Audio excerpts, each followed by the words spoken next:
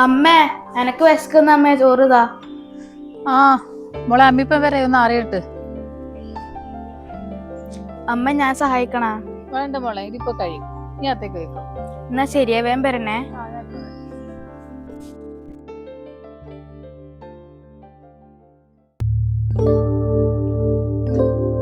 രണ്ടാളും വേഗം ചോറ് തിന്നു, നാളെ എക്സാം അല്ലേ, എന്നിട്ട് വേഗം പോയിരുന്ന് പഠിച്ചോ. പറയുമ്പോലെ അച്ഛനോടുത്ത അമ്മേ, രാവിലെ കാണുന്നില്ലല്ലോ, എവിടെ പോയിനി? അച്ഛന്റെ ഫ്രണ്ടിനെ കാണാൻ പോയതാ, ഒരു ജോലിക്കാര്യത്തിന് വേണ്ടിട്ട്.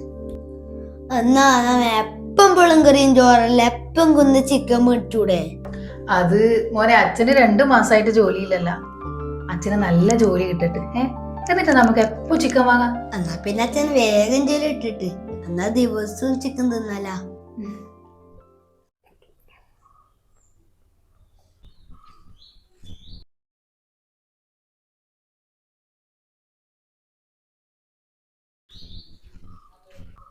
നല്ലോണം ലേറ്റ് ആയല്ലോ ഏട്ടാ, എന്തെങ്കിലും ഫുഡ് കഴിച്ചിനാ? ഇല്ലടി, ഫുഡൊന്നും കഴിച്ചിട്ടില്ല, ഭയങ്കര ദാഹം. ഇപ്പൊ കുറച്ച് വെള്ളം എടുത്തിട്ട് വന്നാട്ടെ. ഞാൻ വെള്ളം എടുക്കാം. നിങ്ങളൊരു കാര്യം ചെയ്യ്, പോയിട്ടൊന്ന് ഡ്രസ്സെല്ലാം മാറ്റിയിട്ട് ഫ്രഷ് ആയിട്ട് വാ, ഞാൻ ചോറ് എടുക്കാം. രാവിലെ ഒന്നും കഴിക്കാണ്ട് പോയതല്ലേ. ചോറെല്ലാം കഴിക്കണേ, വിശപ്പൊന്നുമില്ല. എന്തായി പോയ കാര്യം, ജോലി ശരിയായിനാ?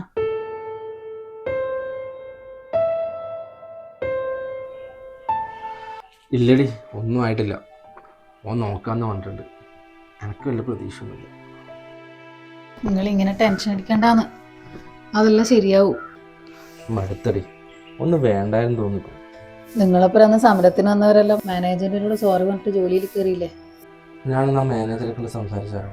2 മാസമായിട്ട് വെറുതെ ഇരിക്കുന്നു, കയ്യിൽ പൈസ ഇല്ല. വേണ്ട, നിങ്ങൾ മാപ്പൊന്നും പറയണ്ട, ഞാൻ ഇപ്പോഴും നിങ്ങളെ ഭാഗത്ത് തന്നെയല്ലേ. ജോലിയെല്ലാം ശരിയാവുന്നു. വാ, ഒന്ന് ചോറ് കഴിച്ചാട്ടെ.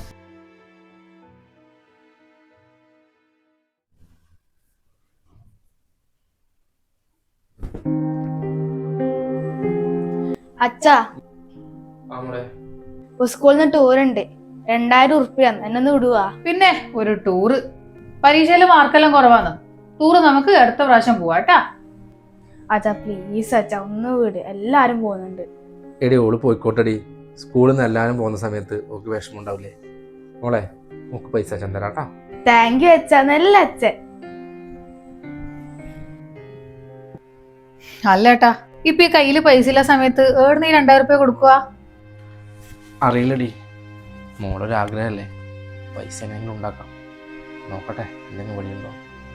എന്താ ഏട്ടനൊരു കാര്യം ചെയ്യും, തൽക്കാലം എൻ്റെ വള പണിയും വെക്ക്. നമ്മൾ അത്യാവശ്യമുള്ള കാര്യമെല്ലാം തീരുമല്ല, നമുക്ക് പിന്നെ നോക്കിയിട്ട് തിരിച്ചെടുക്കാം. ഏയ്, അതൊന്നും വേണ്ടടി. അല്ലെങ്കിൽ നിന്റെ കുറേ സ്വർണം ഈ വീട് പണിക്ക് വേണ്ടിയിട്ട് ബാങ്കിൽ പണയത്തിലല്ലേ, ഇനി അതിൻ്റെ കൂടെ ഇതും കൂടി ആകുമ്പോൾ വേണ്ട. വേറെ വഴിയുണ്ടോ നോക്കാം.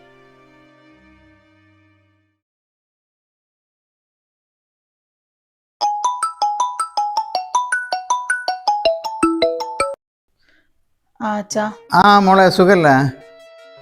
ഞാൻ വിളിച്ചതേ, ഞാൻ ഇന്നലെ അനീഷിൻ്റെ ഫ്രണ്ട് അജിത്തിനെ കണ്ടിട്ടുണ്ടായിരുന്നു.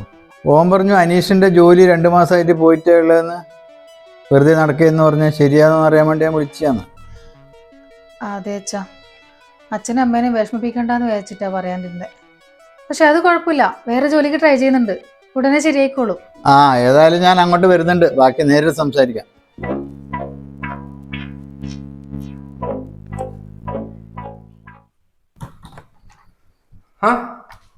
ഇതെന്നാടാ, ഇതാരാ കൊണ്ടുവന്ന നീ? അച്ചായിന്ന് അച്ചാച്ചൻ വന്ന് നീ അച്ചാച്ചൻ കൊണ്ടുവന്നെയാണ്. ഏട്ടാ, ഇന്ന് അച്ഛൻ വന്നിനി, നിങ്ങളെ ജോലി പോയ കാര്യമല്ല അച്ഛൻ അറിഞ്ഞു. മോശമായി പോയല്ലോ. പിന്നെ എന്താ? അച്ഛൻ കുറച്ച് പൈസ വെച്ചിട്ടാ പോയെ. നീ എന്തിനത് വാങ്ങിച്ചേ? ഞാൻ വേണ്ടാന്ന് പറഞ്ഞതായിരുന്നു, പക്ഷെ അച്ഛൻ സമ്മതിച്ചിട്ടില്ല. മോനകത്ത് പോയിക്കോട്ടോ. ഇപ്പൊ എല്ലാവരുടെ മുമ്പിലും ഞാനൊരു മോശക്കാരനായി മാറിയല്ലേ. എന്താ ഏട്ടാ, അങ്ങനെയൊന്നും പറയില്ല, ഞാൻ പറഞ്ഞില്ലല്ലേ ശരിയാവുന്നു. ഇല്ലടി, ഈ 2 മാസം ജോലി ഇല്ലാതിരുന്ന കാലത്ത് ഞാൻ മനസ്സിലാക്കിയ ഒരു കാര്യമുണ്ട്, പണമില്ലാത്തവന് ഈ സമൂഹത്തിലൊരു വിലയുണ്ട്. അതിപ്പോൾ വീട്ടിലായാലും നാട്ടിലായാലും പണമാണ് എല്ലാത്തിൻ്റെയും മാനദണ്ഡം.